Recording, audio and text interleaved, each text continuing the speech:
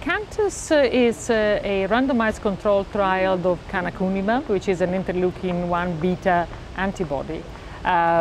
It was first presented in Barcelona at the European Society of Cardiology and showed a moderate reduction in a composite of cardiovascular event and cardiovascular mortality, and missed really to show significance in terms of a reduction in cardiovascular mortality in the composite.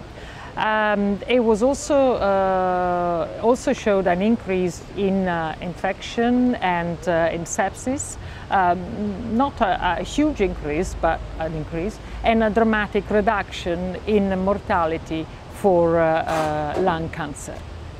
So, because of the balance between the benefit and the dangers in taking this agent, it is particularly important to identify the patients who would benefit most.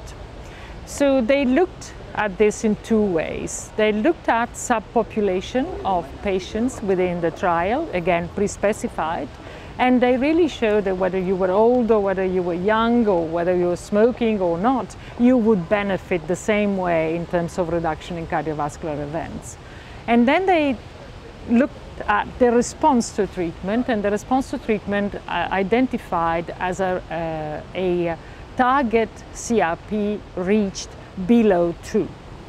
So what they found is that the group of patients that at 3 months achieved a CRP below 2 seemed to have all the benefits, including a very significant reduction in cardiovascular mortality. Whereas those who didn't really had a very little non-significant reduction in the composite event.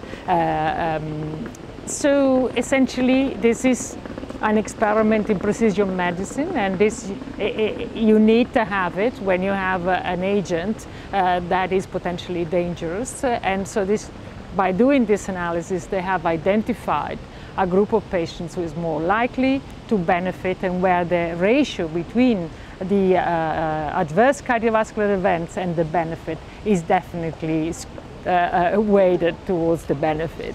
And that's, I think, it's very important with an agent of this kind.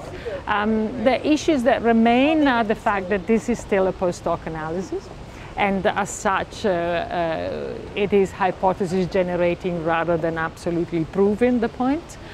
It was pre-specified, and so that is encouraging. And the other point is that in the CANTOS patients, they say quite rightly that they achieve these benefits without reducing LDL cholesterol.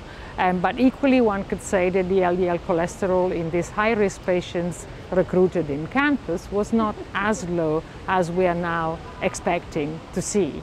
And so the question that remains is that if you treated LDL cholesterol more aggressively and with agents such as statins that reduce CRP, as the investigators themselves have shown in previous trials, then would you still see a benefit? And this is, I think, is still a matter of debate.